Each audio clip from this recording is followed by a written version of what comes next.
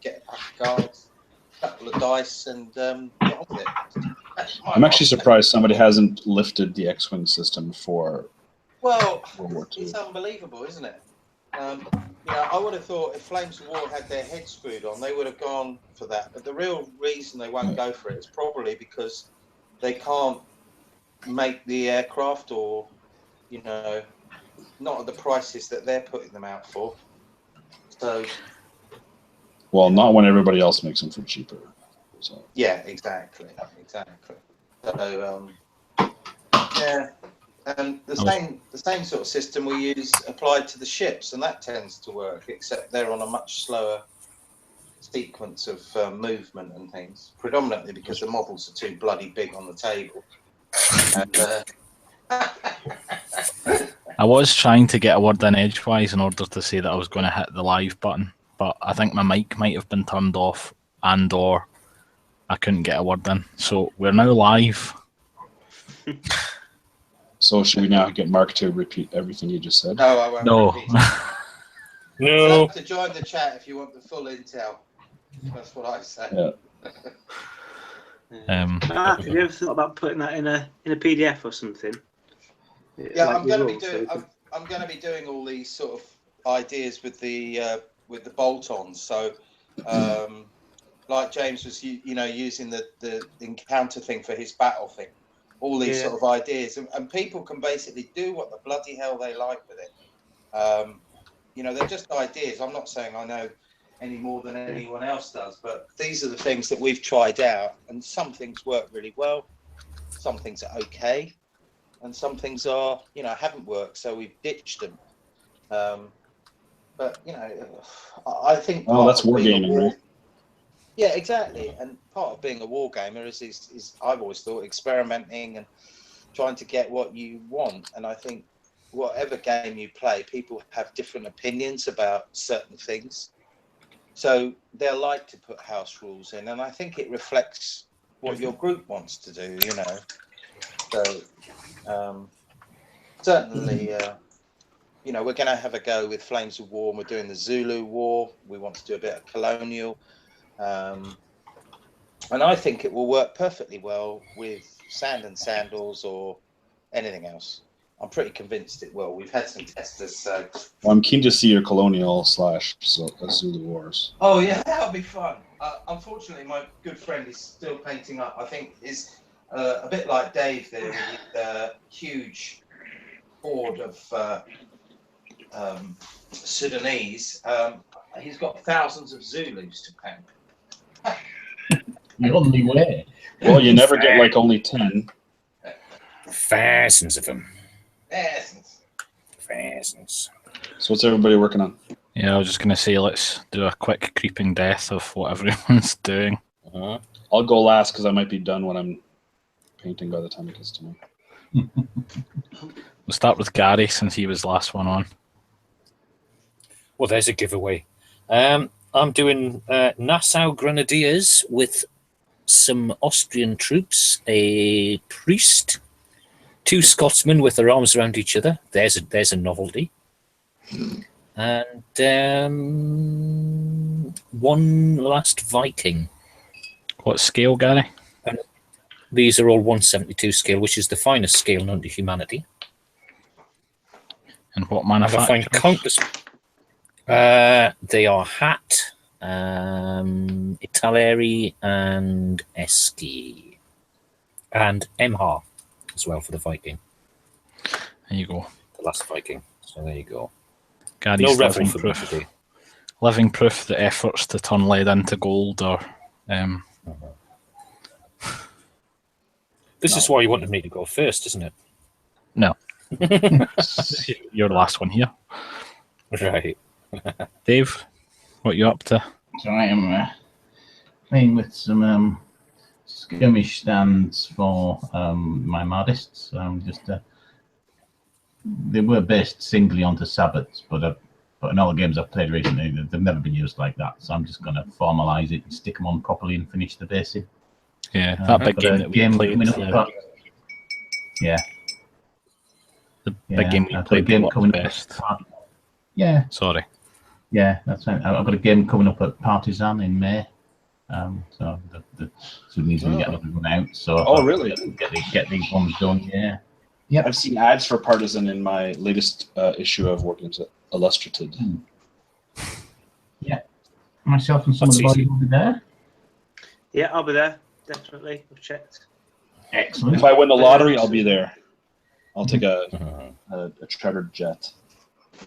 I'm working on some Bodners. I know I've been working on these for months, but so I'm trying to replicate this fine gun crew. So these are French gun crew converted to be Bodners, thanks to my good buddy Scott, who did the rope and helms for me.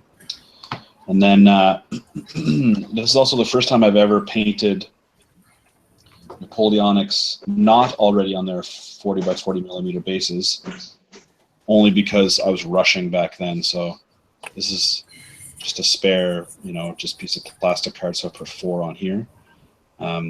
So Bodners are Confederation of the Rhine Napoleonic allies to the French during the Peninsular War, and they have I don't know if it's hard Splitters, to tell. basically. Yeah, basically. Well, they end up Splitters. switching it. They end up switching sides, of course, later on and joining the forces of evil, aka the British. But I really like the colors in that they're blue, and I don't know if it's easy to see or not, but the blue there's a hint of like teal in there, and the teal and the yellow work out really well. And the stand I've been working on here is the command stand. So I'll zoom out. So you can see one guy is better painted than the rest. He was some guy at Cold Wars was selling them for $1 a figure already painted, and I'm like, wow. So I just grabbed it and repainted. I think he had the facings were a different color, and I think it was supposed to be for a Prussian or maybe not. No, I think it was a Prussian army. So I was like, huh. I just needed. What's weird about the Bodners is they have these funny Bavarian-style helmets at the time of the Peninsular War, and their officers had the bicorns facing this way. And then later on, of course, it was all the French way. So, of course, I'm going to do them like this. So, this is what I'm working on. Cool. And we'll go to who haven't we done? Mark. Mark, yeah. Yeah, building some torpedoes for 15mm aircraft. And basically, I've been burning a hell of a lot of joss sticks. So I've been making a huge amount of fencing and paddocks and all sorts of stuff. And also in prep are the for real men, which is A10s, A9s, and A13 British armour for France. And my question, if any listeners are out there, I'm trying to do some research on the Pacific. I can't find diddly squat about early Allied tanks from 42. I know in Burma, they get the grants and stuff like that, but I found one reference, and that's about it. We had in Malaya. Stuarts and Matildas. I think they're later. But from what I understood, a lot of the stuff out of the desert got shipped over to, the old stuff got shipped over to the Far East, but I've no idea. Yeah, I'm pretty sure they had the Australians. I'm pretty sure had Matildas and Valentines. Yeah, I think they're Valentines. But For all the good it did them.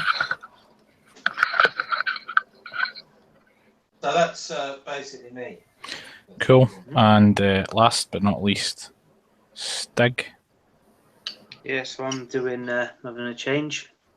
I'm doing 28mm Picts. Made myself, I've never done it before. Made myself a wet palette. And I'm just experimenting really. I'm trying to do a bit of blending and stuff like that.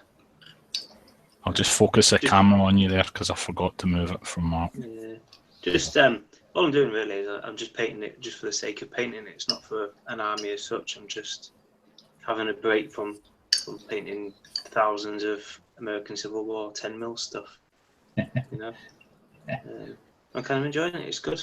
Yeah, just having a bit of a break, bit of experimenting. It's good. Supposed to be my focus this week, that, but I've decided I wanted to get these skirmishes done. So.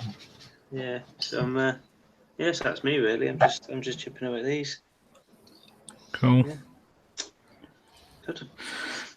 And then I'm going backwards, taking painted miniatures and taking them off the bases in order to update the bases and highlight the miniatures to bring them up to my current painting standard. I painted them quite a few years ago now. They were some of the first. They were the first Flames of War miniatures that I painted. So I can do better.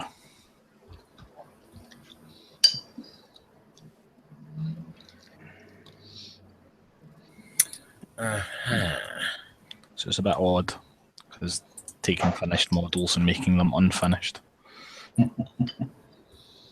Madness. Anything like that. I've done that a lot. As long as you're redoing your Shermans, you'll be all right. I've got a couple of them that need fixed as well, but the problem with painting a collection over a long, like a really prolonged period of time, I think, is that you end up with such a big variation in painting styles, and also even things like the static grass, the shade of the static grass is totally different from what my current shade is.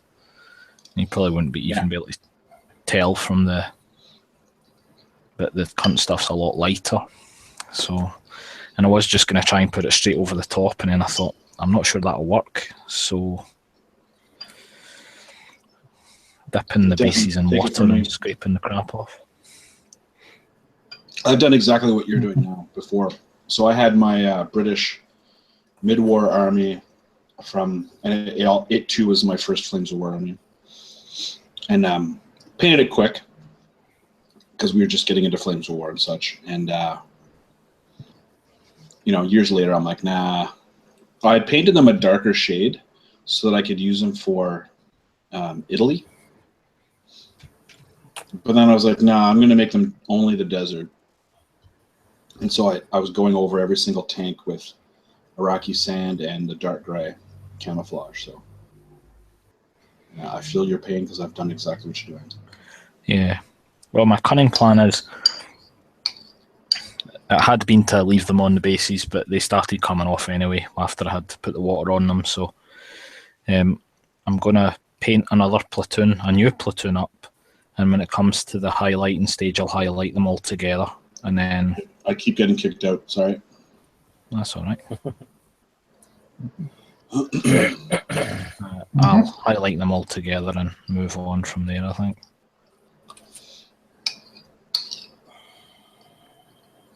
I don't know if anyone else has run into this problem, but I had a lot of Napoleonics, and I've done them over about 10 years. And I noticed that the paint had faded. When I went back and looked at a lot of the early stuff, and it was pretty much painted to the same standard, a lot of it had just sort of faded. I don't know whether that was the light or where I was storing them, or just whether it was the age process. I don't know if anyone's got any problem over time with figures, but I've never had the paint fade for any reason except for it's in the sun. yeah, it must have been done then. I've had, when I used to work for Games Workshop, had my one of my armies out in the display cabinet, and I started rotating that stuff out. Mark, I gotta ask, what's the name of the British actor who's your picture? Because I know I've seen him. Terry Thomas. All right. One of the all-time greats. And I'm trying to think of what movie I would have seen him in. He's in the old school, like World War II movies, like Longest Day and all that, or those magnificent men in their flying machines. Professor Yaffle will probably give you a rundown, but he's very famous for things like the magnificent men in their flying machines. Machines, yeah. Oh yes. Follow or bust. With Eric Sykes. If you haven't seen any of those films, they are. You can see. You know Dastardly and Muttley. Yes. You know, the cartoon. I think Dastardly and Muttley was based very much on I'm him. sure. Yeah. He was Dastardly, and Eric Sykes was, well, they changed him to a dog, but I think, but he hasn't really done a lot of. He didn't really do a lot of World War II films so much, but he was also. He was in Dirty Rotten Scoundrels. He was in Dirty Rotten Scoundrels as well.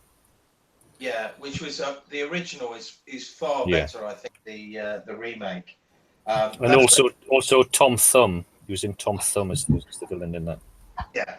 With Peter Sellers. I mean, that's the thing. I knew I had seen him, but I just couldn't put my finger on it. You know. Yeah, he always plays a cad and a bounder. When he's in Dirty Rotten Scandals, he's playing tennis with some bloke and he's cheating. And Ian Carmichael. Shocker. Yeah, and all he says is "hard cheese, old boy," the whole time. It's just an bad shit. Yeah, he's an absolute swine of the first order, but a very interesting actor. I don't know why. I just liked the fact that he was a bit of a dastardly, wicked Englishman who tends to play a sort of cowardly villain, really, and I like that because you know, he's a bit different. And in the comics, when he will be played in the comics, he's going to be a British Guards officer who's out for himself, you know. Very much again based on the Flashman novels, you know, how far can you get up the tree without pulling a trigger? Is that sort of a bloke? Mm-hmm. You're an absolute shower. But yeah, I had a lot of catchphrases. But it was interesting when you look. There was a YouTube sort of, or I don't know what they were, but you know, where are they now type people, and it was talking. I think it was an American one, and it was talking about all the actors that had given service for their country, you know, during the Second World War. And it's surprising how many of those actors came out. And then when you look at the British actors, I mean, it's like, I think James told me the other day, and I had no idea, but Scotty in Star Trek, he did some stuff, didn't he, James? Wasn't he on the D-Day? Or he was in the Canadian Army. He was on D-Day. Yeah. Won a medal, didn't he? Sorry?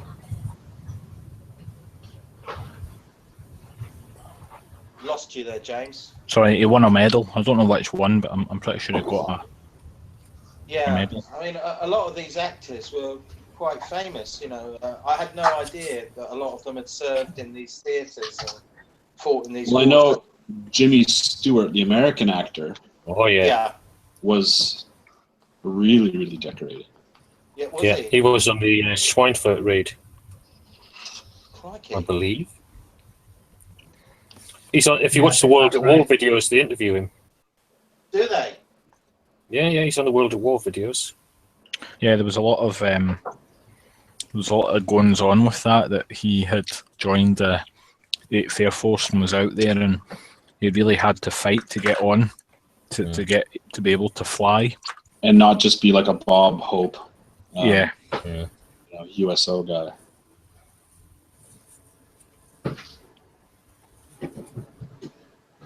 David Niven was in the forces as well. Yeah. Spike Milligan, Harry Seacombe, obviously. I don't know what's going on, but I keep getting kicked out. So I'll keep logging in. Sam Kidd was a prisoner of war. He was captured at Dunkirk. Was he? Yeah. He wrote a very good autobiography about his time in the Second World War, which most of it was spent in a German camp in Poland. And it's called "For You, the War Is Over." Was the name of the book. It's very interesting. He's not one of the most well-known, comedy actors, but it's a good one if you get hold of that one. Yeah, I mean, Rod Steiger, he was in the Navy, wasn't he? And in the Far East, I think. James Coburn, not James Coburn.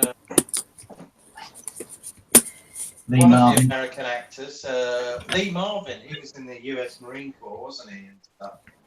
Yeah, and we were talking about Audie Murphy last night, Mark, which I'm sure you can wax lyrical about. No, I don't know a lot. I know he was very famous for he was the most decorated US soldier, wasn't he? There you go. There you go. Yeah. Back to that inclusion of But it the wasn't. US. But wasn't Nature he, calls back in a minute. Did he die under mysterious circumstances or something? Or am I getting my wires crossed? He was killed by death. Killed by death. That's fine. Yeah, it's a Motorhead song. Dave's having issues with his connection as well, I think. Yeah. I know Dirk Bogart as well. Not Dirk Bogart, British actor.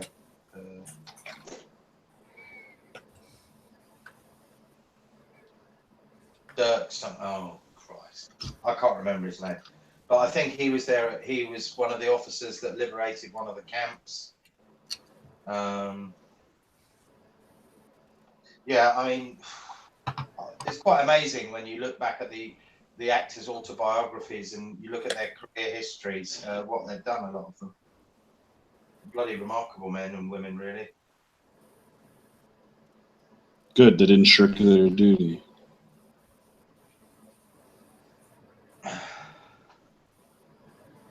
They don't make them like Raquel Welch anymore, I can tell you. Sophie Loren. I love all those Italian sirens. Who was the one that was in Once Upon a Time in the West? I think she was the best one. Was that Gina? What's her name? I don't know what her name is. I wasn't looking at what the name was. Put it that way. No. I don't think many of it. I think when I was a young boy, I saw El Cid, and I just, I don't know. It's always got me into loads and loads of trouble. I've always gone for those type of women, Sophie Loren types. Always. And it's made me impecunious on several occasions. Bloody women. It was So your Richard- homework. When you go, Dave.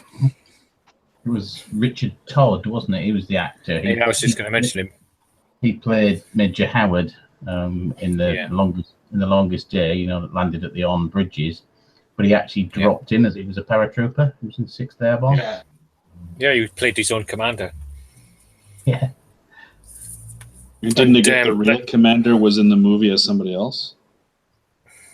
Yeah, I think there was something like that, wasn't there? I love that was the only other time a James Bond and a villain were in the same movie together. Because the guy with the kettles, he played Goldfinger later on. And Goldfinger, yeah. That's right. Yeah, that's right. And then Sean Connery had an Irish accent. Or attempted one. All my accents all sound the same. Yes. Even when he's commanding a Russian submarine. One ping only, Vasily. One ping. Right, Yeah, next time, I'm already bored of painting these bodies. James. Just FYI. James, next time Dennis gets kicked out, leave him out, mate, because I do the Sean Connery impressions around here. Thank you. Do you? Let's not all I don't get think I've sick. ever heard you do a Sean Connery accent. As soon as it gets to theatricals, darlings, we're all darling. card, and we're all trying to sell ourselves as wannabe actors. Is that right, Gary? Here It we is. go. Let's not forget that Charles Hawtrey was in the Commandos. Yes. Yeah, he And was. Buster Crabbe, Yes. wasn't he? Yeah, Wasn't Buster Crabbe a famous diver or something?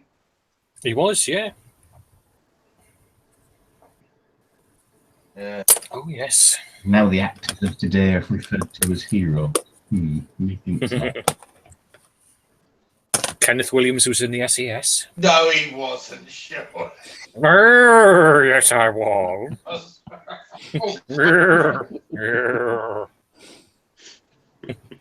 Infamy.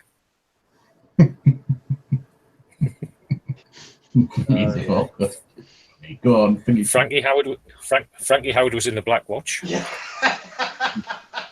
No, Mrs. No, don't shut your face. No. No, listen, no.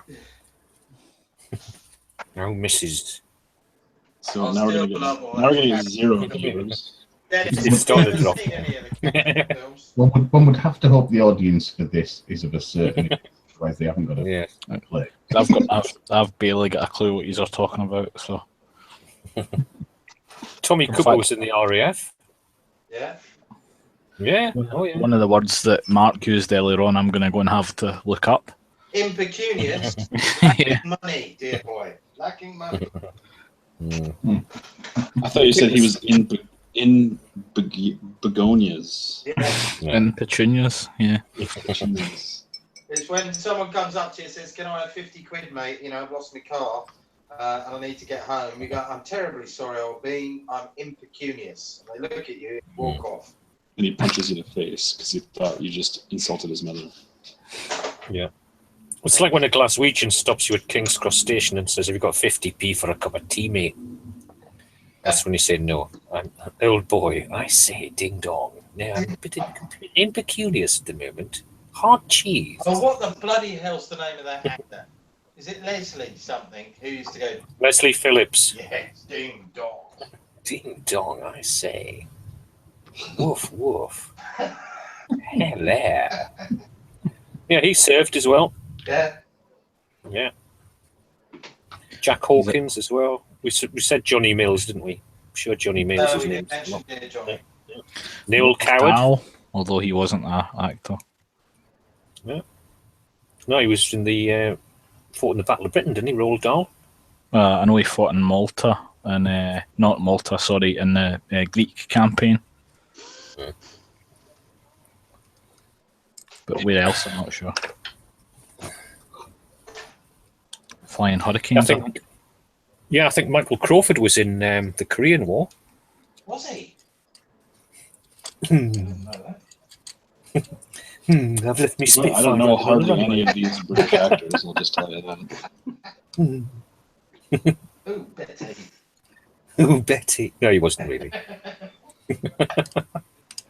No, he's in the Falklands.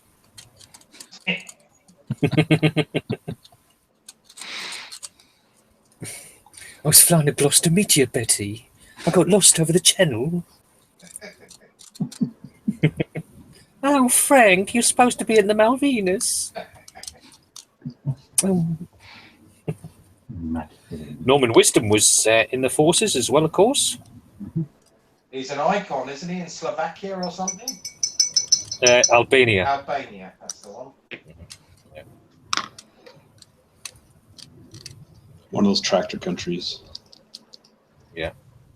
Do you know the name of his commander in his unit? Come on, Mark, you must know it. Mr. Grimstyle. Mr. King.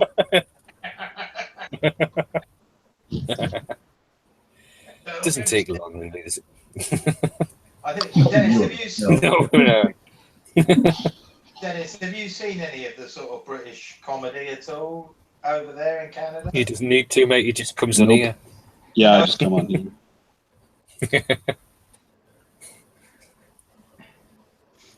Oh, dear.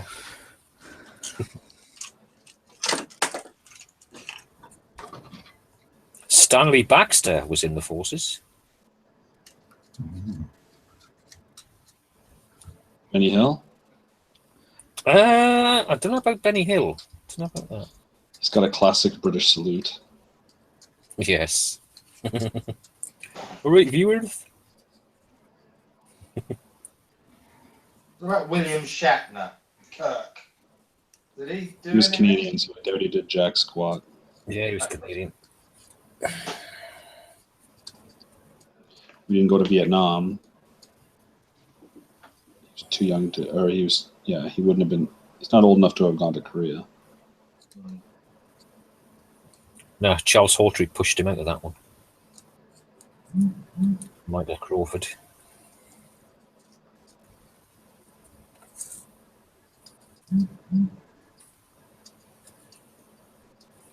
I was watching one of these things recently, and there was an actor you see a lot, an older guy who does a lot of the kids' television programs just now.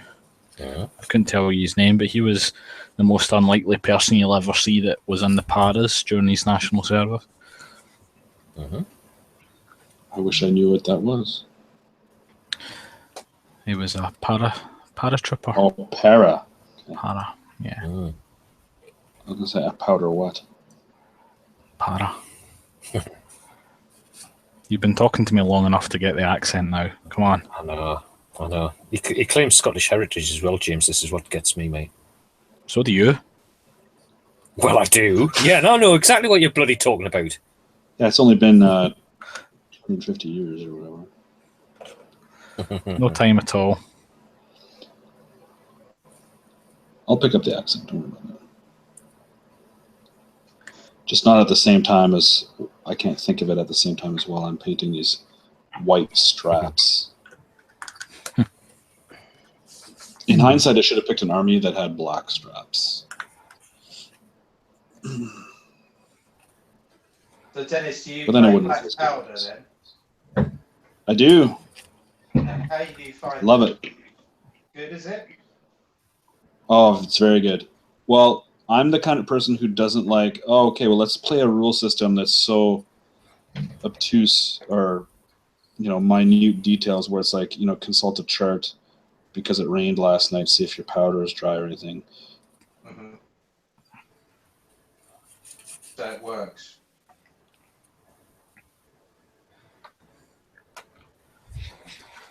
Those are the best bits about wargaming. Rolling to see whether the wind direction Once affects again, you. I died out. Ah. I said those are the best bits about wargaming. Rolling to see which way the wind direction is in order to, affect the fall of your... But like I was saying, so black powder in that rule system, I mean, there's some intricacies, but right off the bat, it's just, there's so much movement right away, which is something I really like. Mm-hmm. What I like about it. Games go by very well. It's not that they go by super quickly. Like it's not, and now we're done. But they go by in a reasonable amount of time. Yeah, that was one of the problems I always had with when I played Napoleonics. I think most of the rules still have a lot of charts, and I used to find I can that... barely hear you, man. Sorry? I could barely hear you. Yeah. What I was saying was that... It's probably a blessing. Yeah. I heard that, Gary. Swine. Yes. You're an absolute shower. Yeah. No, what I was saying I see is... how it is. What I liked about Flames of War, having come from a purely historical side, was that it really didn't have a lot of tables. And when you've been playing a lot of Napoleonics, so when I used to play some of the really early stuff, where you had an eighth of a casualty, the maths and the paper keeping and all of that used to just do my head in. So when you start to see systems which are a lot smoother in terms of no tables, really, and the game goes a lot quicker, and you get to the turn sequence a lot quicker. Because I can remember in some Napoleonic games, literally picking up a book while the other bloke's making his moves. It took that long, and then you'd spend 30 and that's minutes exactly why we enjoy bolt action or black powder. There's none of that. I mean, when he makes his moves, it takes no time at all, and then you're in there fighting right away. Yeah. You're not worried about, there isn't the minutia of, I'm going to issue this order and la la la la. Yes, when you do get close, there's chances for your orders to not go off, but it's all one dice roll or one set of dice rolls as opposed to there's almost no charts that you have to consult. What do you make of the fact that you're you can be one turn charged by heavy cavalry from the other side of the board type thing? Does that not bother you? Well, if you're infantry, you just form square and you destroy them. Yeah. In fact, if you form square, they're not going to charge.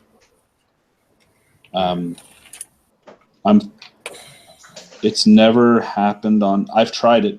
Don't get me wrong. I've tried it many times. I've just never seemed to be able to get the roll going. But yeah, it's never paid off. But I like the movement. But the thing is, you don't know if you're going to get it. So if you declare all this stuff and you end up short, well, that unit's going to get destroyed.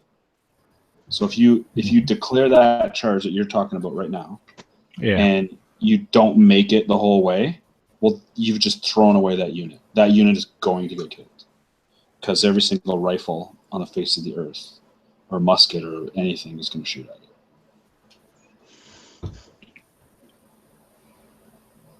you. Okay. Dave, you use it for the Sudan, don't you? Yeah, I think it works well for that, actually. The ability to customize the units, traits, and strengths and weaknesses, I think, is a real plus for it. Reflect well with movement of irregular forces and the steadiness and firepower of the Brits as well. But you can still make it a challenging game, you know. Yeah. Not as one-sided. That's what we'll be playing at Partisan. Do we get in free, Dave? You do? Because, Ooh, press pass. We've booked as a club. Say again? Right, yeah. Yes, you booked as a club, and we get in before 10 o'clock. And it's, you can roll up at 9 o'clock and be in, and we get the game set up and what have you, you know. So Make sure to get good pictures for us people who can't go, because we live way too far away. there was good enough Wi-Fi down there to broadcast live. Yeah. Yeah, but I can't watch it live. So I want it recorded so I can see it. Like the way Gary, for the 35 seconds that he looked at the English Civil War table, I'm sitting there going, no, turn the camera back. And I'm like, oh. Right, well, I'll make a longer one next time at Selweg because there'll be a lot of stuff there. And Steve's already given me the quest of actually do some talking this time as well, which was a good point, I have to say. I've actually thought about that, Gary. Very good point. And it's kind of, it's like me saying that, but I wouldn't talk either because you look a bit weird. Stood there. Yeah, well, I'm a to bit of a shy, sort of reserved person, as you well know, Steve. You know, well, yeah, of course. very introverted. Well, it began with shy. Unlike Mark and James, obviously, and Dennis, and Dave, all the rest of you. Yeah, I don't know what it is. I'm fine now, but nothing used to be. I used to be a werewolf, but I'm all right now. Oh, good God. And that's why you don't want to talk on the radio. That's why you don't get the commentary here. I might get me Tommy Cooper out in a minute. Maybe we could just overdub it with something sensible. Yeah.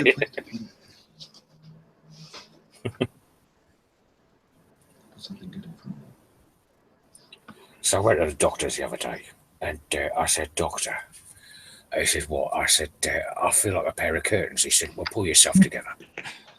Yeah, that was coming.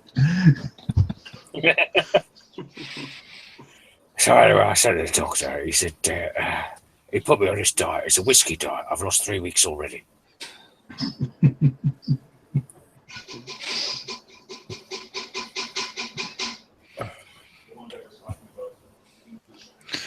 Oh dear. Oh dear. They come for the So anyway, miniatures. They come for the miniatures and leave for the humour. Yeah. So I went to the doctor the other day, and he said, my sister, she says she's a mouth organ. I said, that'll be my moniker.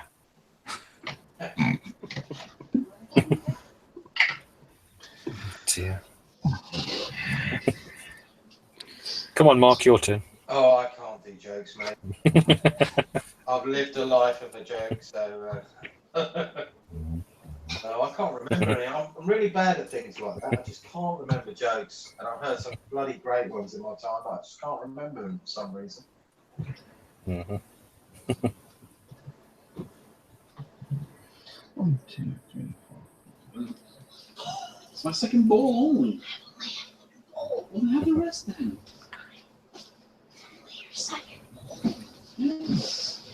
Okay, I don't want to stop. I don't want.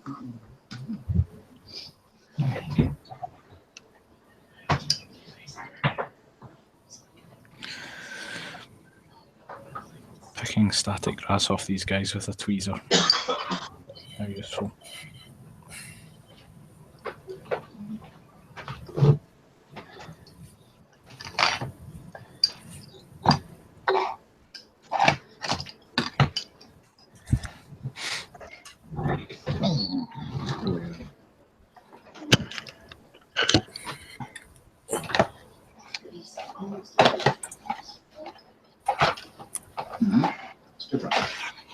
So, Dennis.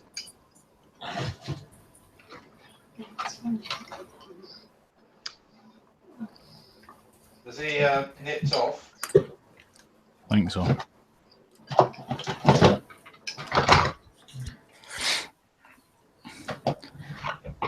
Yeah, I think he's busy just now. Okay. What did you make of our table the other day, Mark? Yeah, it's a nice set you put together there. It's a bit I read the desperate. blog and I thought it looked really good. Well Just done. need the more grassy green base mat, I think. Yeah. Yeah. I'm gonna get one from Tiny or Deep Cup, a decent sized one. Well, Well, They are good. I was going to mention actually with the club funds, why don't we get one? Yeah. You know, I was trying to suggest it on Sunday, but it's quite hard to bring the subject up. You know, no one seems particularly bothered. You know. Yeah, makes sense to me to buy bits of terrain stuff with it. You know, Yeah. and a mat is something that's going to get a lot of use, isn't it? Mm-hmm. You just then have to instigate a no drinks on the table. Yeah. Yeah, indeed. Which I don't think is really an issue anyway, is it? I didn't think anybody had mugs on the table or anything. I don't think there Yeah, was. I think so. Well, there's enough tables and spares in there that you don't have to do that anyway. Yeah.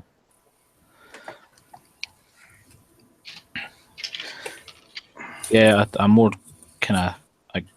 But I have that issue because that mat I've got myself, the dark green one's not quite the same shade as all the flock and stuff that I've got. So I've been tempted to try and replace that. Yeah. The Tiny War Games do a very nice, well, looks very nice grass green one. Yeah. Quite like that.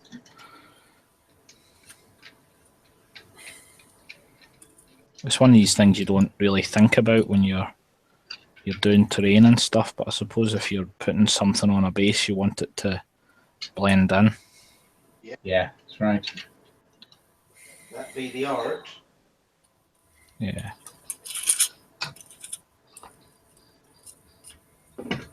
So it's all well and good painting the figures, but until you base them, that really brings them out, doesn't it? Yeah, that's right. And all the little accoutrements you put on there, barrels and broken bits. Yeah, I was quite chuffed I managed to get to include the signals lorry and ambulances and all that sort of stuff as well, because that's always nice when you've painted them to get them on the table. It was quite amazing how everybody who rolled for an event rolled a 20. It happened like 3 times, yeah. Mm-hmm. I mean, you do a lot of nice stuff with your stowage you put on your Shermans, James. Even though you're painting Shermans like they're going out of fashion. Yeah. You make them individual by changing the stowage on each one. So, and the trouble you have with your decals as well. Yeah. Well, no two were the same really, so Yeah. That's you don't get more fireflies until you can look after the ones you have. That's the rule. Getting 3 out of 4 on the table knocked out is not deemed good enough. Careless. Careless. Yeah.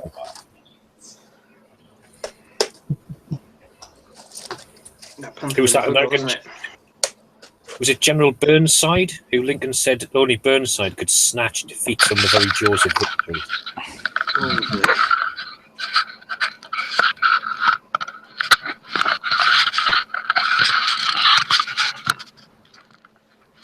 Oh, Mark's putting his teeth in.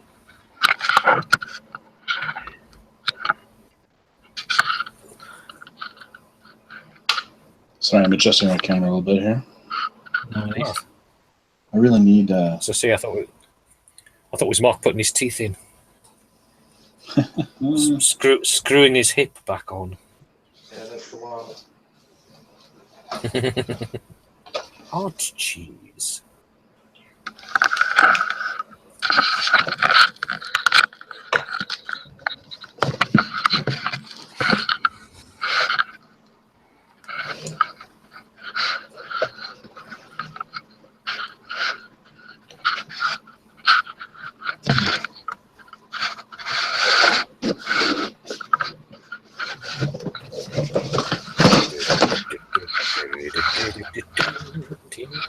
I'm just going to mute you, Matt, while you get yourself sorted, okay?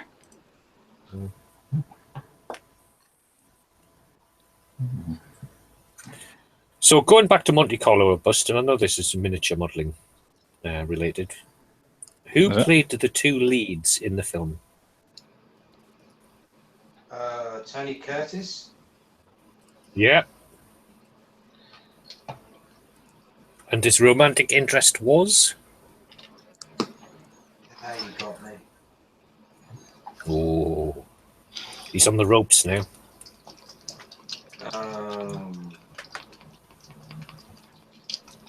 I can't remember the name of the actress. I know that. But she was the one who Lady Penelope Pitstop is based on, basically. Yeah, and wasn't her father Morley?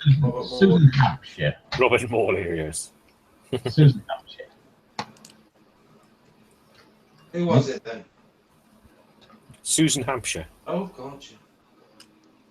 Oh, I yeah. could see the face. I just couldn't put a name. Yeah, she's very, very dizzy, ditzy, blonde, and kept putting her makeup on, just like Penelope Pitstop, really. I'm sure that's where they got the wacky races from. Oh, they completely ripped it off, yeah. Because Professor Pat Pending is the Peter Cook and Dudley Moore characters, isn't it? Yeah. With the famous Dawlish snowplow. Yeah. Oh, I see, sir. Oh, yes.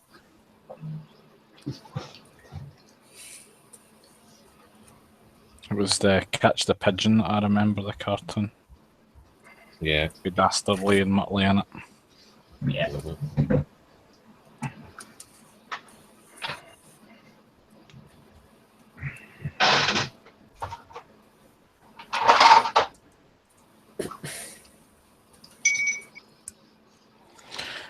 Mark, you had posted some stuff up that you had finished recently. What was that? Was it Brits or was it Romanians or something? Slovak forces for Russia. Slovaks. Yeah. I love the armoured Russian train. That looked really impressive. Yeah, that I got Gaming Models sent me that. He sends me quite a bit. Oh, that looked really good. Nice chat.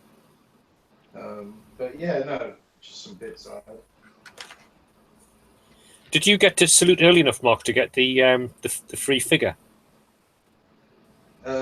Yes, I did. But as I said, we had to leave really early because Craig's father passed. I don't think his mum was too well or something. I can't remember what happened, but we had to go. What was the free model? Up to the 1 o'clock meet. It was a Russian girl with a flag. Okay, I'm just thinking if it's something I needed that I'd want somebody to. No, I didn't get there because I didn't get there early enough. What? And I was You're meant to not meet getting this bloke free called stuff? Mark Landimore. No, exactly. I was meant to meet this Mark Landimore bloke, but he didn't show up. I did. I was there, but you got there, you lazy bastard. I got to the salute stand. There was just this little note saying "hard cheese, old boy." Yeah. If I ever come to England, that's the sign I'll look for at the airport. Hard cheese. Oh, she's old bean.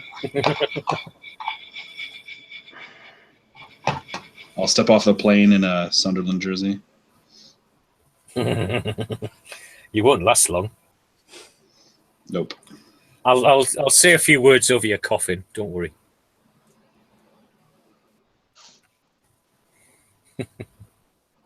Be all right if you land in Sunderland. Yeah, but who lands They don't there? have an airport.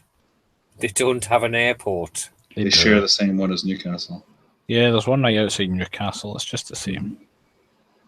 It's called Ponteland, yeah. But yeah, Sunderland does not have an airport, which makes it not a city. It has Sunderland International Airport. It's not Sunderland International Airport. It's Greater Sunderland International Airport. No, it's not international. International doesn't come into this at all. Middlesbrough, I believe, also has a regional airport, but not an international airport. Otherwise, how can our Wallaces get to Spain for their holidays?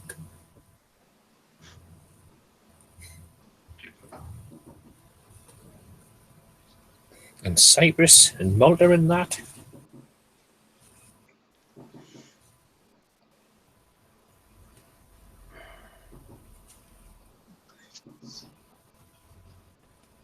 Which is very insular of me, but never mind. Sorry, you need to have a sec picking stuff. Right. Good night, sweetheart.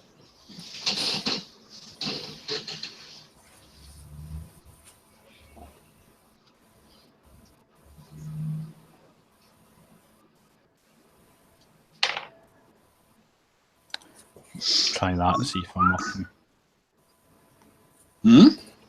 I'm just testing to see whether my mic was now working. Yep. Yeah. Technical difficulties. Yeah, I've been having a lot of those tonight. Yeah.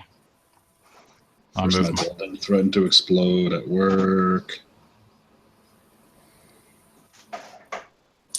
What I like about doing these Nassau guys is that all the straps and webbing and everything is yellow, but you've got to paint them white first, so it's double the bloody effort. I'm doing mine sky gray first, a white second. Yeah. What's going on, drums? Hey, how's it going, guys? Hi, Bob. Hey. Hi. Ah, big bad bomb. Landemore. I thought you'd been arrested, dear boy. You were still locked up in a straitjacket. Yeah, well, I normally am. Greetings. Yeah, once in a while. He's okay till the medication wears off. Oh. Yeah. Nurse! He's out of bed again. How's everybody doing? Good. You see, this is what disappoints me with not running into your market salute, because I was going to shout at the top of my voice, Nurse! He's out of bed again. You severely let me down, mate. Turn around thinking you were talking about them. That would have been given something like 6,000 views on the Salute 2017 videos various people made. You'd have been world famous, mate. He's already world famous. I know. Who is this House of Hengist? Who is this Mark Landymore? Yeah. He has a nurse. He's out of bed again. Comrade, he's out of bed again. I hear he's in Moscow now.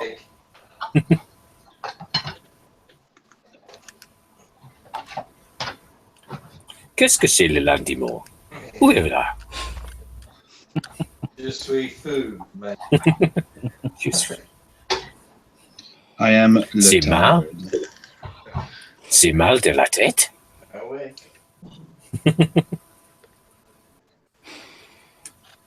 So, Dennis, how's your how are the lads in your club doing and all of that? What are they up to? What are their projects at the Dice Pebbles? Unfortunately, they are spread to the four winds. So lately it's been Saga. Oh, that's Got a good. couple of guys starting Napoleonics with black powder. Yeah. But lately it has been Saga, so the other night I was working on my. I'm doing Scottish for Saga. So it's spearmen, and more spearmen.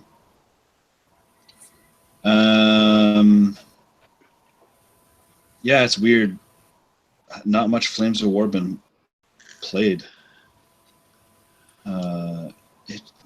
The summer's really hit and miss, given that our winters are so harsh. Like everybody's, outdoors where possible. So, yeah, no, our club is. It's not very organized in terms of, okay, let's all rally around this one thing. Like, it's usually, oh, what's the new hotness, and then they'll just turn around and do something else in like a month or two.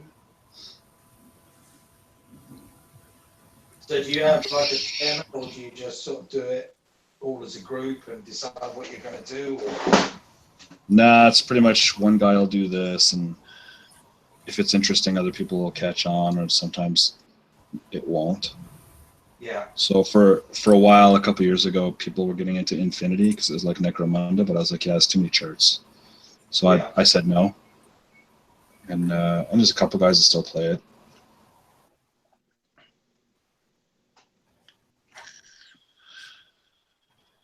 Yeah, I think running clubs and organising things is quite hard work.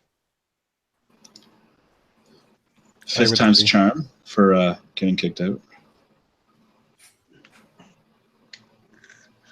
Sorry. Google is kicking me out. It doesn't like all this Euro-ness that you guys have. Well, you've got Bob there, haven't we? Absolutely. Oh, that's true, yeah. Excuse me, guys. Bob, how are things going your end, mate? Good. Just working on some scratch built buildings right now. So trying to get some Normandy stuff together. Yeah. All right. Any chance we can see him on your feed? Yeah, I gotta get some photos going, but I don't know if you guys can see this. I'm working on a church. Oh yeah. Uh-huh. Stone church. And got a couple stone homes I did. I don't know if you guys can see that or not. Yeah. Very good, young man. Very good. Movable roof. So now I just got to try and figure out get some spots in so I can put guys up on the second story. I hope you'll put furniture in there, Bob. What's that? I hope you'll put some furniture in there. Yeah. I don't know. It was tough enough doing these, but I'm getting there. Yeah, that's one of those. I really don't have anything to do. All right. I'll make some IKEA furniture for these buildings I've got. And then in a room, one with a, got a nice room going there. So slowly getting there. Yeah, London's one of those places where you're never more than 20 feet away from a Billy bookcase. Yeah. Used to say it was about rats, but now it's the Billy bookcase thing. I think we still actually have some of those in my kids' rooms. Yeah, I've got 3 just behind me. Anyone seen a film called The Eternal Zero? No. Negatory. God, that was good. I saw it by chance, and it's about a Japanese, a couple of kids sort of researching their Japanese father and what he did during the war. And it just really hence the zero. Okay, right, okay. That was such a succinct, subtle link from IKEA to Zero's mark at the time. Nurse! From Scandinavia. Nurse! I was just going to say, I watched it the other night, and my God, it's a good film. It's well worth a watch. Is it on Netflix? I don't think it was on Netflix. I think I watched it on another download or something. Mm-hmm. But I just saw it by chance, and I like foreign films, So, but it was very gripping, and the air sequences are really good, and the story's really excellent. It was quite an interesting side to the war from the Japanese perspective. Very good. Oh, look after that one. The Eternal Zero. Yeah. Right. Have you found that even though you're reading subtitles, you end up turning the volume up? Like it's actually important to get. Bob, we don't have a volume in the mental ward anyway. So Not at the Twilight Homes for the permanently bewildered. They do not have this. No. yeah. They just have lower or higher forms of medication. Yes. Hmm. Which again, I would have mentioned at Salute if I'd have run into you, mate. Oh dear, that would have been fun. Well, we'll make an effort next time. We will, yeah. Although I must say, I think I found the lighting at Salute gave me an awful headache. Mm-hmm. I think I prefer Selwyn. It seemed dimly lit. Yeah. Well, it's just one of those really, Dennis, it's one of those really big sort of convention halls. And it's obviously used to showcasing cars and things like that. And, wargamers need to be, literally adjacent to one another. It'll be eco-friendly, save the polar bears lighting. Yeah. Yeah. Mm. Well, wargamers don't tend to like light because they don't get out much, and they usually got the curtains drawn unless their mother comes up to their bedroom to open them and takes the pizza boxes away. Well, speak for yourself, old boy. And puts her feet on the dice and says, "Can you not move them?" Sounds like you're reliving something there, Gary. I'm not actually. Strangely enough, I'm just going with the flow. Although I am married, and my wife does tend to put her feet on Lego, dice, soldiers, Castaway, Kentucky Fried Chicken bones, that sort of thing. And that's just my son's room. Yeah. Whatever his name is.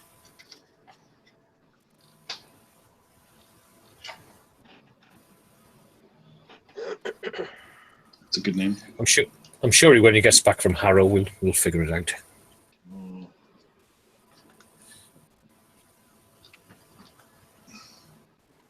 So how's the Canadian political scene over there at the moment, Dennis? You've got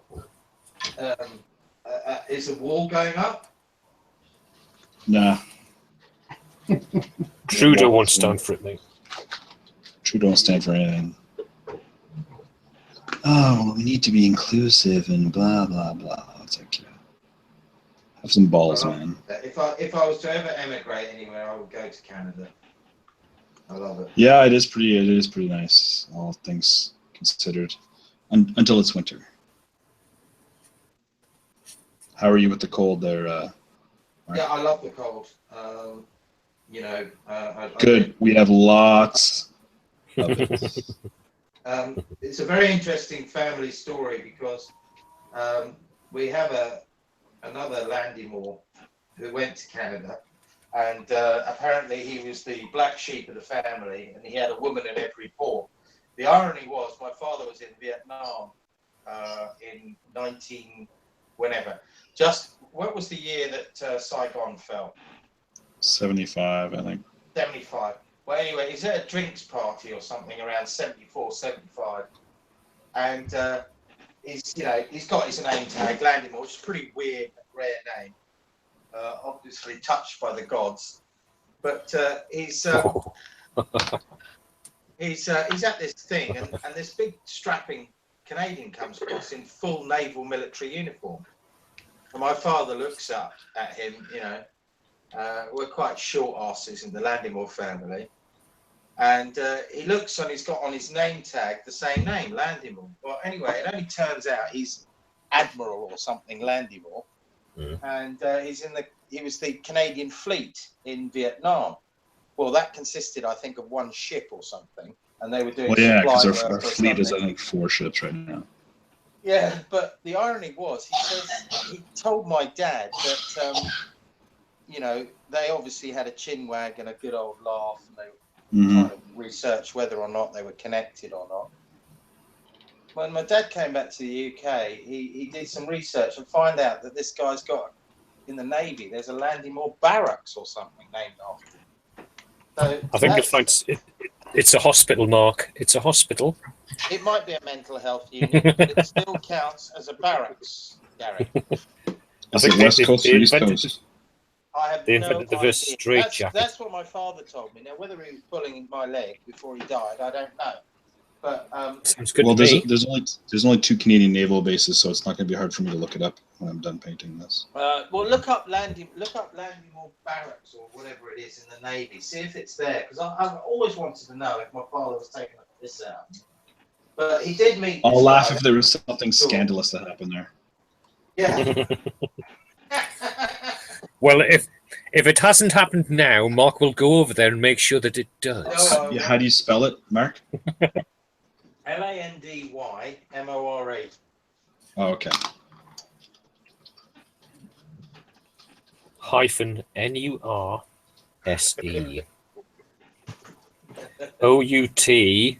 OUTOFBEDAGAIN. Didn't they drop the ON at the end of that name, right? They do, yes. Just before they send for the strong sedatives that could tranquilize an elephant. Okay, it says here, Rear Admiral W.M. Landymore, interviewed by the author 7th July 1997, Halifax, Nova Scotia, was the assistant gunnery officer in Uganda with the BPF and said he never spoke to permanent force officers who voted against the status quo. That's him. What? That's him. Was his name William, did you say? W.M. I didn't say what the name was. Yeah, it'll be William. Used to think he was Napoleon. Oh, no, my dad wasn't pulling my plum cut. No. Oh, it is. It's Rear Admiral William Bill Moss Landymore, OBE-CD. Oh. Under a certificate. document. The only letters I have after my name are VD. Do you want me to send you this document? Because it's got, if you control F, you'll see your relative in the Canadian. I can't do a control F because I'm on an iPad. Oh, that's Dennis. Thank you very much. Maybe I've got a legitimate reason to. I can go for Canadian citizenship then. You could also use it as your plea for leniency. Well, look, they're not going to look at my mental health records, are they? Oh God, no! They haven't got that much time. They haven't got that much time, Mark. Yeah.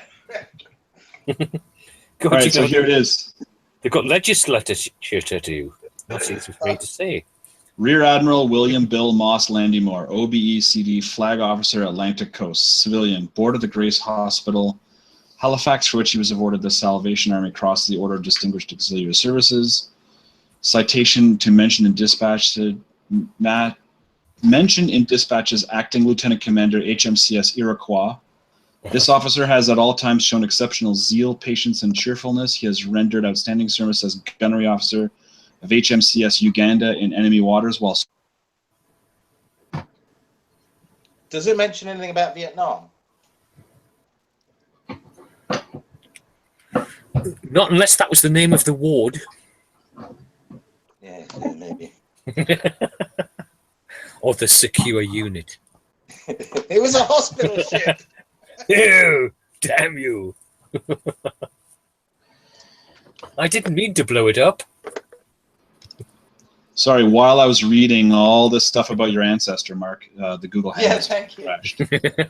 No, it's got a picture of him and everything. Oh, right. I'm going to... well, thank you very much, Dennis. I really appreciate it. It's always been one of my many tales that my father used to spin to me, and I never knew what he was up to. But I do know that because he got into NATO, and that's how I got into wargaming, because he used to make model boats, right? And then he used to have to disappear in the Cold War on these... It was something he did in Vietnam, something to do with the oil tankers and using the oil tankers. It doesn't have that. So it stops. I'll read this again, and hopefully Google Hangouts doesn't quit on me. Awarded mention in dispatches, June 1953, while in Korea in command of HMCS Iroquois. Yeah. Officer Order of the British Empire, per the Canadian Gazette, 20 February 1954. Medals of Rear Admiral William Moss Landymore. The NGSM, so the Naval General Service Medal with Bar Palestine, World War II. The Atlantic Star, World War II. Pacific Star Defense Medal, CVSM and clasps, World War II. War Medal with mention dispatches. The Canadian Korean Medal with mention of dispatches. And the UN Korean EIIR Coronation, CDGVI and Bar. Not that I know what any of that is, and there's a picture of him. Yeah, I've just looked him up as well. He also has the Quadaga and the Order of Lenin. Order of Lenin. Well, I wonder what he was doing in Vietnam. Well, I don't. That's fascinating. He was Anyways, escaping from the Russians. That's what I've got on him, Mark. Oh well, thank you. I mean, because that's brilliant, Dennis. Brilliant. All joking aside, that's have you ever come across a Landymore in bloody Canada? No, because he's never been in the Navy. No, but I don't know whether it's a common. I don't know whether he's got a large family or not. Maybe I have to contact. I've never heard of it. No. No. But it sounds like he would have been a West Coaster, so he'd be living in British Columbia, or his family would have been British Columbia. Yeah, because I've been to Vancouver and all of that, and it's beautiful up there. Absolutely. I was going to say, because if you come to Canada, it's like going to Canada a second time to get to the opposite coast. Yeah. It's twice as far. Although, no, nowadays you just go over the North Pole and it's not bad. Mm. Oh, amazing. Amazing what you learn on a paint and chat, isn't it? Yeah, WM. So that's your that's right. And that explains why I'm building all these boats, Dennis. Oh, look at that. Well, no, now you got to look up the HMCS Uganda in the Korean War. Yeah. And you know what? Can I just your point out opponents, that'll be the first ship they sink. They'll be like, ha ha ha. No, Mark is building boats because that's his means of escape. Yes. Yes. And he's building a one-to-one model of a lifeboat. The nurses haven't quite cottoned onto this yet. I think if I'd been in Colditz, I would have been one of those blokes trying to build that glider in the. Yeah, exactly. Out of toilet rolls. Yes. Yeah, which is what they did. Didn't they? And they flew it. Yeah, they flew it. Yeah, there's two wonderful documentaries about that, and it did work. They were Colditz. weren't they, these guys?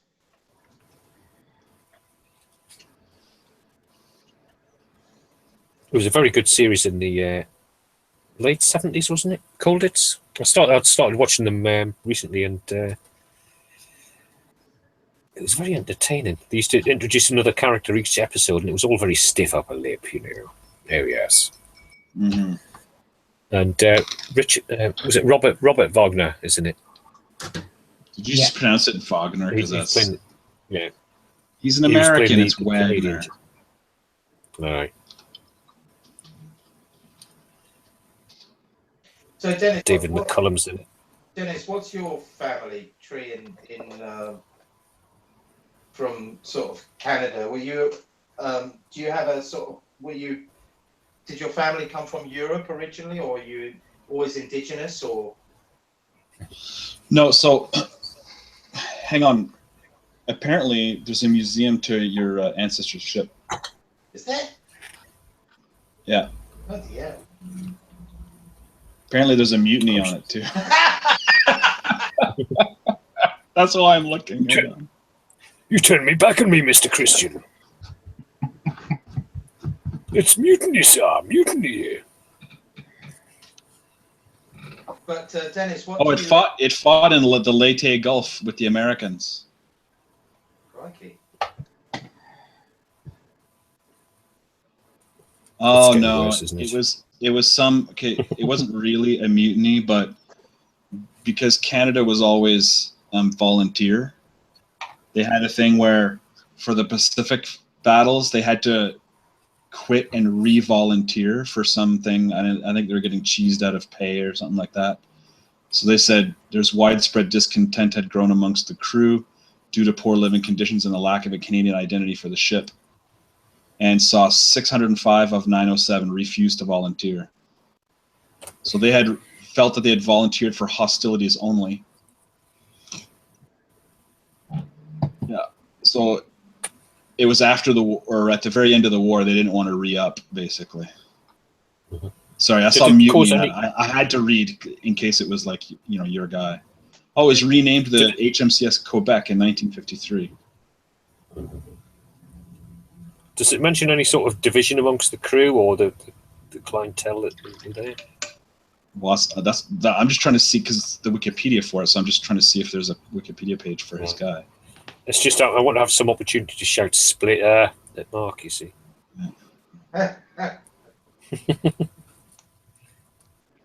What goes around comes around. And the reason I'm looking is because we do have the guess where it was built, Gary? Newcastle upon Tyne. Yeah, because it might have been started at Sunderland, but they could never finish the job. So it would have been finished in Newcastle. Yeah. It was. I'm looking at. It was called the Ceylon subclass of the Crown Colony class cruiser, which is why it was called the Uganda. Mm-hmm. There you go. Supported the British 8th Army with the landing in the Mediterranean. It was in Italy. Operation Avalanche. Huh. Wasn't there a Uganda in the Falklands as well? Not the same ship, because it was renamed the HMCS Quebec in. They keep renaming ships, don't they? Yeah. No, I'm still trying to find that. Oh, here it is, the Uganda episode. Yeah, there's a big deal about it at a museum on. Yeah, Mark, if you fly to Vancouver ever, there's a. Oh, I was gonna say there's a picture of a guy, but it's not your. It's not your guy. I don't know what it is. No, he's not in handcuffs. I think he might be I don't know how far removed he is from our line, or whether we're his line, or I doubt it. But it's very interesting, isn't it, when you do it? But where's the origins of your family? Are you from Europe or? Hang on. One last thing. Apparently, the entire crew signed one of the life preservers, and they have that at this museum. All right, cool. So your relative's signature is more than likely on it, given that he was the gunnery officer. No, my family on the Campbell side came. They boarded a ship in Ireland, but were obviously from Scotland. And instead of going to Montreal and then further down, they got off at Quebec City. And the one guy, there's two brothers, and the one guy ended up marrying a woman. He had a sickness, died early on. She remarried, but kept the English name. Because in Canada at the time, there's a big French versus English thing, and there was some advantage of having an English last name. And so she kept the last name, remarried, and so from then on, nobody spoke English. So that's on my father's side, and then a couple generations down, and my dad was one of the first to relearn English. And then on my mom's side, they come from Normandy. But her ancestors came to Canada in the late 1700s in Nova Scotia. I'm going to say Louisville or Louisburg. I can't remember. I'm certainly not the historian of my family, so I'm not 100% sure. What about you, Bob? Where's your family come from in the States? From the States, Italy, Deco, Italy, in northern Italy. All right. And my mother's side, both sets of grandparents came from their respective countries, but Krakow, Poland. All right. So It's quite interesting, isn't it? Where people sort of, I suppose, they originate from. Yeah, Um, yeah. Many moons ago, when I was up at university, we had a guy who was like a real sort of, he used to do lineage and family history, and he got involved for his thesis in doing a project on the origins of where people came from. And he was from the East End, a real cockney, and they did loads of DNA swabs. And his came up with, which you have to pay for, unfortunately, these days. you probably do, but I mean, Yeah, this is going back to 2000, and I don't know whether he did, but all I remember him saying was, "Where the bloody hell's Ulaanbaatar?" And I said, "It's Russia, mate." He said, "I'm That's Russian." Mongolia. Yeah. It's the capital of bloody Mongolia, Mark. Come on. So I thought that always used to tickle me. That did. Hey, Mark. Yeah. It's the capital of Mongolia, mate. And that's because most of us are descended from Genghis Khan. Yeah, probably. Your ancestor just only now passed away. Oh, really? He was 92. Good man. Good innings. Says, Rear Admiral William Moss Landymore died at Halifax's Camp Hill Veterans Memorial Building. So he was East Coast at the end. Living in Brantford, which is near Toronto. So it's William Moss, not William Morris. I thought you said William William Morris Moss. earlier. He was second in command of the whole Navy Bloody at the end. Yeah, This is why you build the ships, Mark. I know. This is why you build. This is exactly why you build the ships. Who knew? Yeah. He survived the sinkings of the HMCS Fraser and the HMCS Marguerite. So he was had two ships shot out underneath him. Not a lucky fella then. They called him Jonah. Yeah. And his ashes were buried at sea. Oh, right. I was going to see if maybe, there's a headstone somewhere, but there's a book, The Cruiser Uganda. You can order it. Oh, I'll have to. Former shipmates reunite in Charlottetown on a weekend. Oh, that's old. It's from an old book.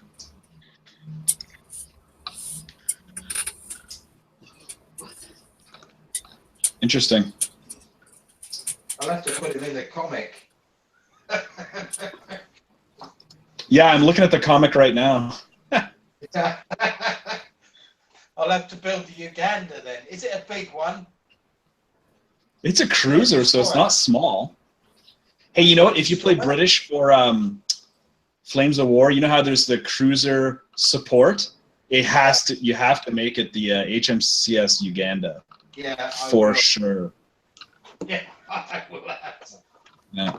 What is she, a cruiser? Yeah. Fuck, in this scale, that'd be... Oh, excuse my friend.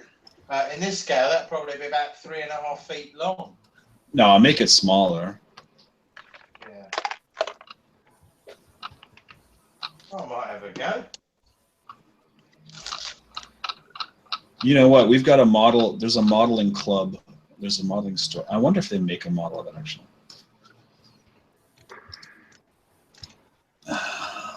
Hello.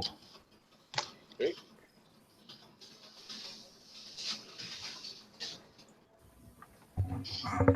Can anyone hear me? Yep, I can hear you. All right. You just couldn't before, and I couldn't hear Mark. Oh, I could barely hear him.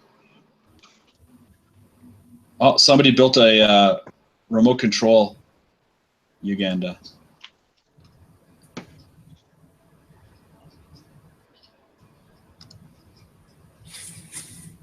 So my dad must have definitely met him then, because he said he was an admiral, and that ties in. Well, at least he wasn't full of it, right? Yeah.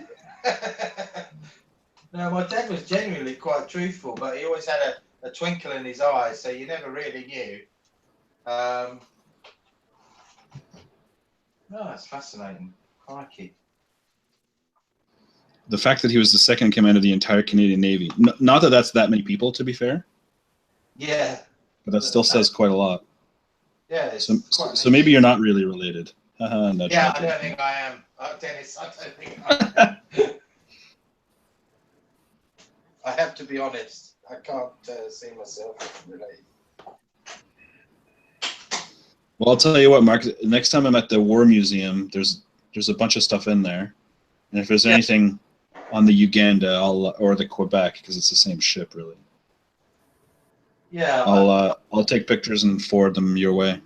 Thank you very much. I'm gonna have a research over the week, I think, and have a look. Well, and talk to your dad if he's still around. Well, no, my father passed 8 years ago now. Mm. But he always had these really weird stories. I remember when I gave the eulogy at his funeral, you know, all the stuff I found out just before he sort of passed away. I was quite surprised, you know, what he'd done. He was quite, you know, quite a humble man, quite quiet, very, you know, just an ordinary guy. But he'd obviously done quite a lot of stuff in his time. And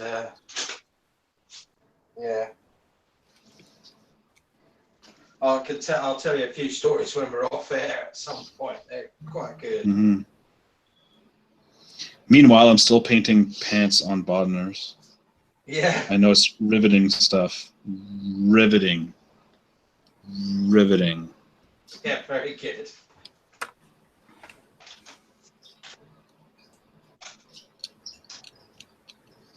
I'm wondering maybe if I rearrange this light. No, it's not doing anything.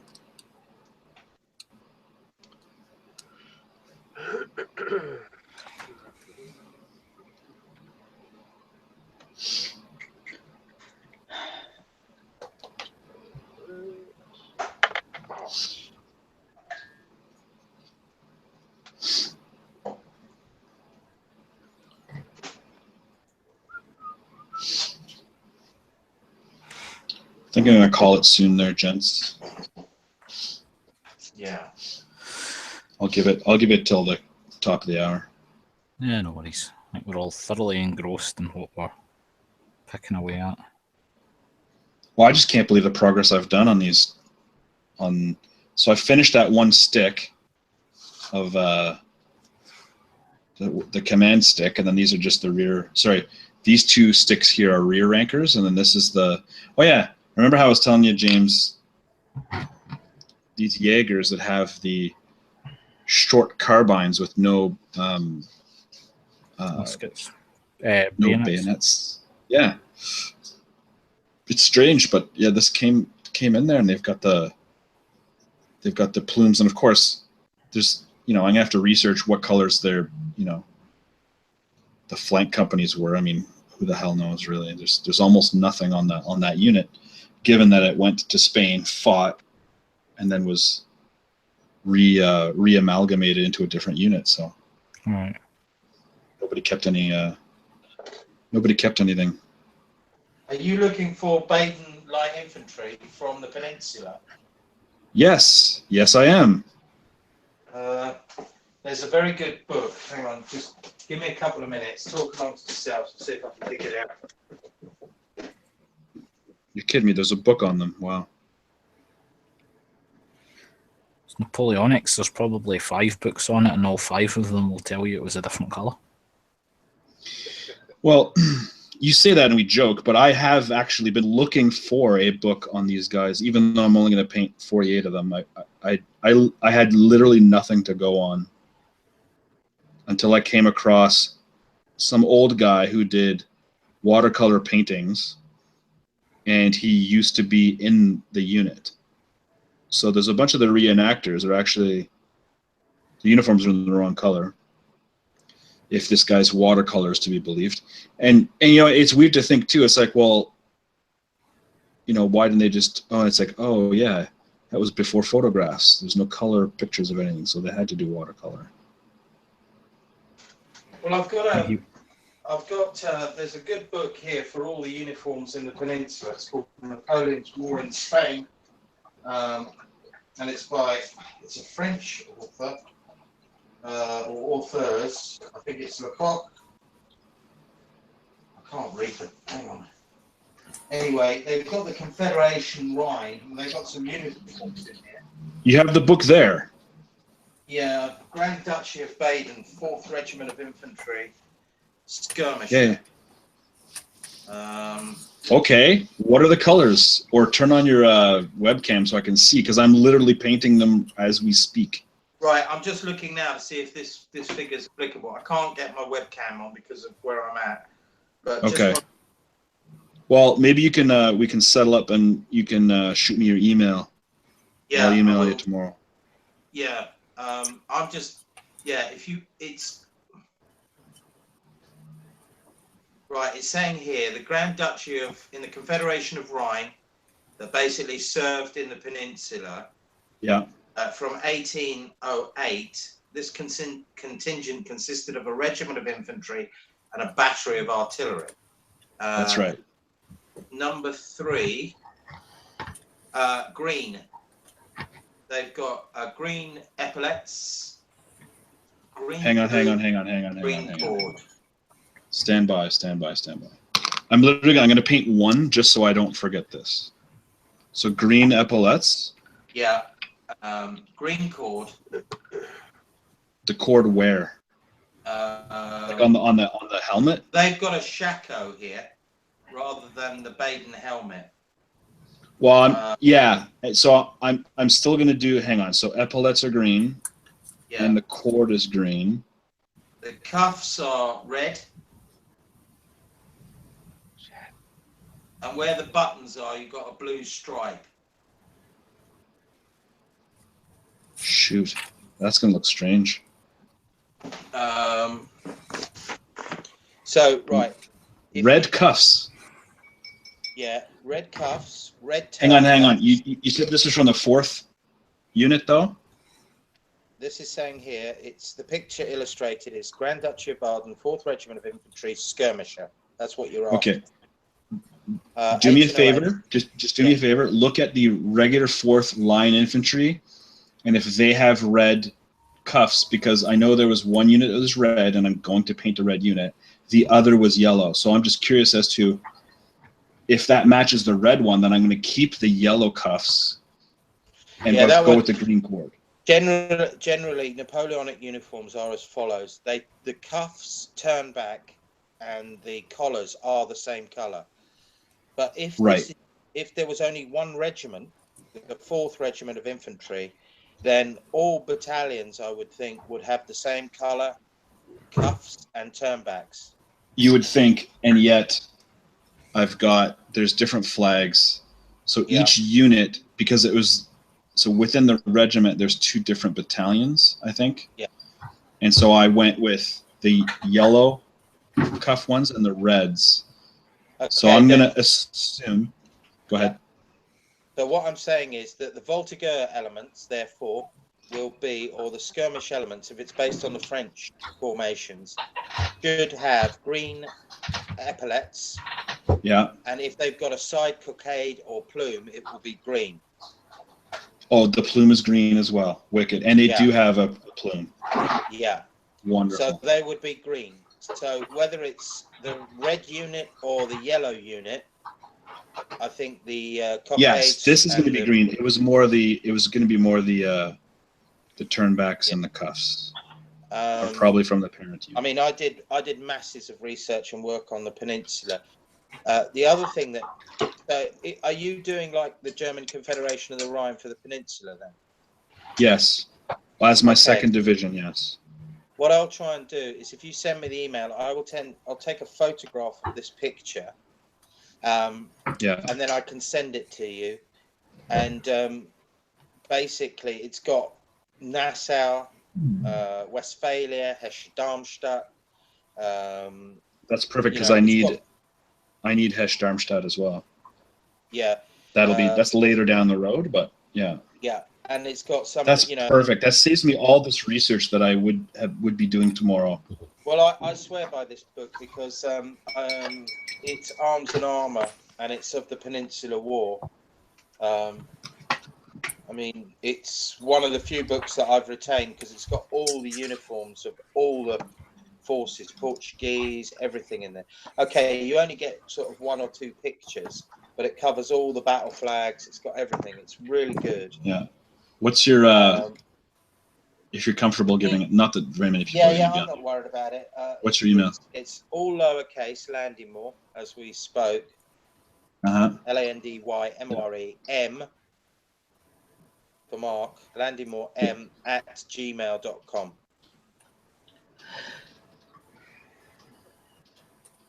I'm just looking up your. I'm just looking up your family tree as well, Mark, and so far I've got Charles Dickens, the Titanic, Lusitania. What are you talking? Hang on a minute. Mary Rose. Jesus Christ. It's related to Jesus No, that's Christ, your name. or you're saying Jesus Christ? Lancelot, Guinevere. Noah's Ark, yeah. Dennis, you speak French as well. Hammurabi's in there as well. Alexander the Great, and yeah, as I say, Jesus Christ. I tell you I what, bow.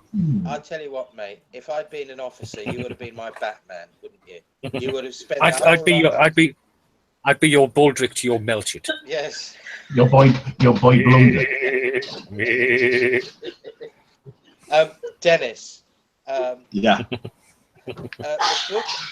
Write this down. The book is called, and you may be able to get this in French in Canada. Just email it to me because I'm going to look for it. Yeah, all it's called is Napoleon's War in Spain by Jean Trany, I think that's it, and Carmic, I can't pronounce it, and Commandant Henry Lachoc, I think.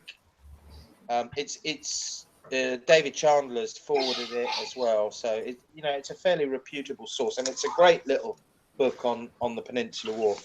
I think if you're doing Napoleonics, I think the Peninsula is a great small scale, war to do, because you've got, as you said, if you're doing a German division, it's very unusual. The other thing sorry, Dennis. Go ahead. The other thing I'd say is that if you're doing them for the Peninsula, many of them had a brown trousers or brown uniforms. Yes. Yeah, but I'm doing them as they marched in, because they started switching to shakos. Like they lost their artillery pieces and then were replaced with the green painted ones. I'm doing this is them as they walked in. I just sent you an email, by the way. Oh yeah, I think I just got that flash up. Dennis, the other thing is, of course, you can use them on the continent, in Europe. Yeah. So that's, I think very few people have seen Baden infantry in the Peninsula, but the German division was extremely good. I think it was Laval's German division, wasn't it? That is the division. That is exactly the one I'm going for. Yes. Yeah. Yeah. I was always interested in the German division, and I also like the Italians and the Neapolitans. Well, a good friend of mine, he's starting off, and he's doing the Neapolitans and the Italians. So in black powder, he's just got to make them. Some of them are going to be wavering, and some of them are going to be unreliable. Yeah. Yeah, my wife's out at the moment, and she's seen her friend from Italy. I imagine she's now licking the nuts off a largely Neapolitan. You're so bad. Matron. Matron. Soon to be thrice divorced. Soon to be thrice divorced. Thrice? Nay, and thrice, nay. Hey, after speaking to all you fancy British accent people, I'm upping my vocab. I've only one thing to say to that, and it's sweary words. So, fish. Long live the Empire. So the next time I'm in Kingston, Mark, your ancestor there's like this wall of honor there. Yeah. And his name's on it apparently, so I'll take a picture of that the next time I'm down there. Thank you very much. And I mean, I'd like to learn a little bit, because I know we had got, as I said, a family that went over to Canada, but it was always talked about the black sheep, and the irony was, the whole situation that the person that left was a sailor. I think he was in the Merchant Marine, and maybe he had a family, and then that's where we get William from. I don't know.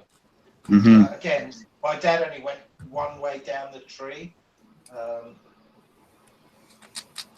it's a bit difficult to sort of work out which way. Well, and the nice part is too, is because of, you know, how heavily, and I don't want to say immigrant based, but Canada, you know, a lot of people came over from England over the years. And so from our side, people have researched it the other way. Whereas for you, it'd be like your family tree. Somebody's like, oh, so-and-so went to Canada and then case closed. They didn't even. Yeah, I've got a lot of that in my family as well. And nowadays, like, and back in the day, it was next to impossible to get any research. But now with the internet, it's a lot easier. Didn't yours get transported for the price of a loaf of bread, Gary? No, I have shipping lists of who was on the ship at the time when my great uncle went over there. I thought you went to the Antipodes. Yeah, no. Some of the Italians of. That was my mother's family, not my dad's family. We don't talk about them. The Egyptians. They're the ones from Sunderland. Yeah. Sadly, I do have relatives from Sunderland. Yeah. They didn't write much. Dependent, aren't they? Didn't write much because they couldn't. Not joined up anyway. You're going to have some real Sunderland haters on here, aren't you? They're on the other channel. Yes. All the dirty Mackins. And on that note, gentlemen, I will catch you next time. And thank you very much for that information. That's really interesting. Thank you. I know that's been brilliant. It's like an episode of Who Do You Think You Are, Mark Landon. Yeah. All right. Take care, Dave, Bob, Cheers. Mark, guys. Gary, James, Yeah. Steve. Take care, Dennis. See you later. Abianto, Adama. Yeah. That was funny. That very fascinating. It is, isn't it? When you haven't got a clue what's going on in terms of your own family. I mean, my family's quite interesting, but my missus's family is bloody hilarious. She's got bloody pirates, privateers, commodores, all sorts of. The guy who landed at Pegasus Bridge that I've told you about, you know, she's got some fascinating people in her family history. But she was very little interest in it. Yeah, it's a shame. You should. Mm. Well, I mean, I had no idea. I mean, as I said, you know, earlier, my dad just told me this story about how he met this guy and in the middle of this ridiculous. And yeah, there you go. It's a bloody small world. It is. So how are you getting on with your English Civil War stuff, Gary? Not too bad, but I'm concentrating on Napoleonics at this moment in time. Doing my Nassau guys. Yeah. The trouble is they're so bloody small, and I know each one of them has got a moustache, and I cannot be asked to paint the tashes on them. It's not really. Just Hussars, I'll do that, but Grenadiers, no. There's enough fiddly bits to be going on without the tashes, really. I might do one or two, but not all of them. Just do, as you say, the Grenadiers and the Voltigeurs. Yeah.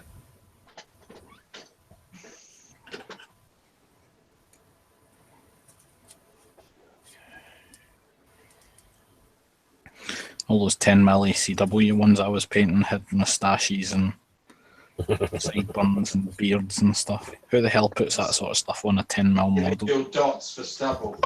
Yeah.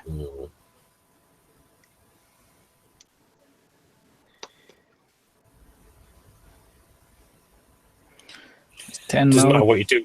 Somebody will criticise it, but at the end of the day, they're your models. They're what you're doing.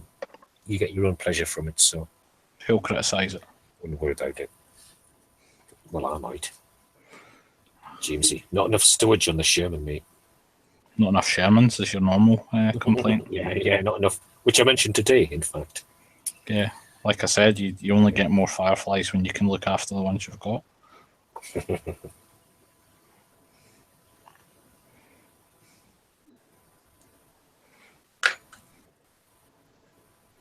I have to say, though, every time I see a tank with the Bridgelian tank, I think of you, Jamesy. I think James did that one better. James did that one better than this one. Which you did. You know, you had a fantastic job on that. Really good. It's yet to see the table. And yours moves. Means it's a detachable. You got a flail tank as well, haven't you? You got all your Hobart's funnies. Yeah, I've got 2 flails. I need another 2 actually. Did you do the Fascine tank? Yes. What drops the bundles of sticks in the trenches? Yeah. Get them over that, and the flamethrowers and all that. Yeah, I've got a couple of flamethrowers.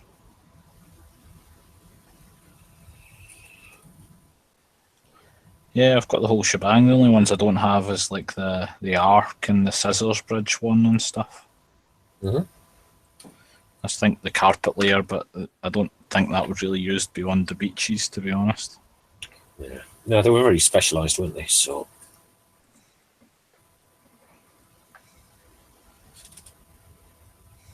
Was he an engineering officer, Hobart, or a tanker? He was a tanker, I think, but he did come up with all these wacky ideas for here we could get the tanks to do this, we could get the tanks to do that type thing. For him.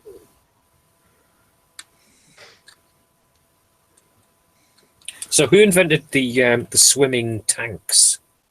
That wasn't Hobart, was it? No, somebody else. Well, because they're very popular. They're very popular at Salute and Selweg and various exhibitions you go to. The Germans tried to do amphibious ones that could drive along the bottom. Yeah. I'm pretty sure the swimming tanks, it was an Allied invention. They initially had tried it with Valentine's, I think. Mm-hmm. And then the Shermans. If you go to the museum in Caen, they've got a mock-up of the swimming tank with the canvas protection around it. Yeah. And they've dug a couple of them up as well. They're really smart. Like, it's one of these things that I would love to have models of, but I don't really have any need to have the swimming tanks. So maybe if I did the Rhine crossing or something, at some point, because the Highland Division fought there as well, I'd maybe get the swimming tanks and the buffaloes and all that sort of stuff. I think the Sherwood Rangers had them. Or Foresters, whichever one they are. Yeah, Sherwood Foresters, The Foresters, yeah. Because his book, you know, By Tank into Normandy, is an absolute brilliant read. Yeah. It's one of my favourites. And he talks about I've just finished a book that was written by a guy who was in the same regiment at the same time. It's obviously a different perspective, but he missed the beach landings. He was still training. All right. And he was brought in as a replacement during the Normandy campaign, and he was basically told not long after he arrived that the standard, your officer replacements only normally last for a maximum of 2 weeks type thing. That's encouraging, isn't it? Yeah. And his crew were very unhappy with getting a replacement officer because they figured that it lowered their chances of survival as well. Well, I suppose in a sense that's true, isn't it? Yeah.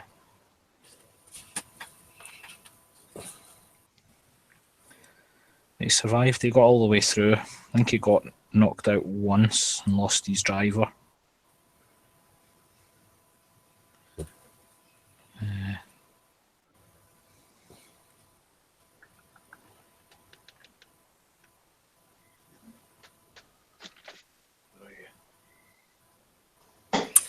I'm reading a book at the moment, Dave, about Victoria's Wars, which starts off with the first Afghan war and stops short of the Boer Wars and the Zulu War, which is quite interesting, quite fascinating, I think.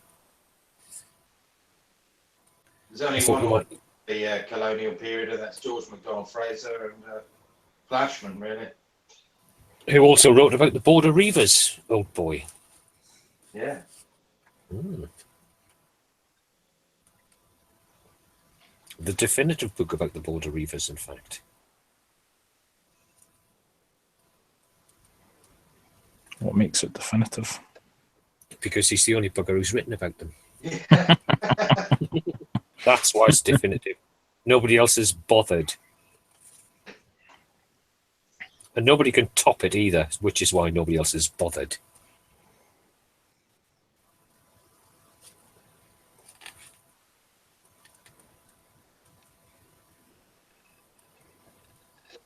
I mean, it's like saying, Lawrence of Arabia wrote the definitive book of the Arab Revolt, because you cannot top that either. He was there. He wrote about it twice, lost the first copy in Reading Station, and rewrote it again. And nobody's bothered to really make another attempt at it. Did it ever turn up? Nope. It'd be worth a mint if it did turn up on Antiques Roadshow. Well, 30 years ago, my father was on Reading Station, and some strange chap in a hijab left this manuscript on the platform. We thought nothing of it at the time, of course, but there was a war on, and he took it home, and now I brought it in to let you see it. It could happen. Yeah. His name was Landymore, actually. He was, relatives on the Titanic and Royal Navy RN and descended from Jesus and Genghis Khan, but we talk nothing about these things. Ended up in the Isle of Thanet. Yeah.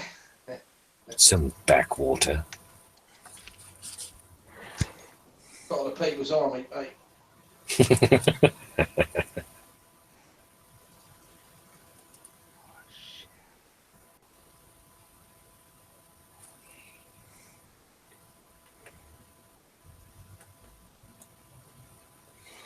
What you been up to, Dave? You're sitting there very quiet. Can't get a bloody word in. Yeah. I'm not entirely sure he's still with us.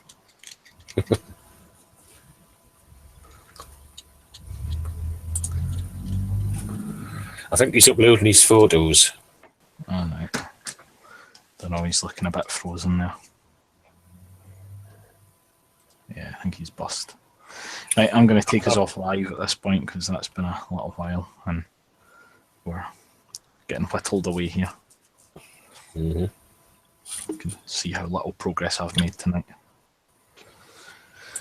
So, Can I do one last Tommy Cooper joke? Yeah. Have you done any? I have, yeah. Right, go. There's two cannibals eating a clown, and one of them says, "Does he taste funny to you?" Hello. Hello. No, Right. where Right. is Bill when we need him?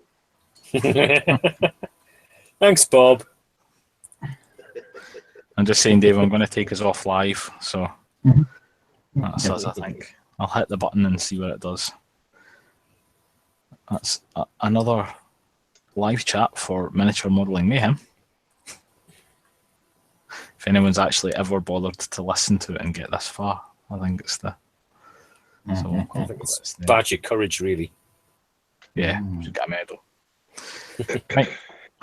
No, I've been playing with trains this evening. Oh, God. I know. Making my military railway. I wondered what you were doing. Yeah, you were frozen in your picture there for a little while. So I'm going to try and get this out for the Partisan game. So have a scenario where we're the Mardists are attacking the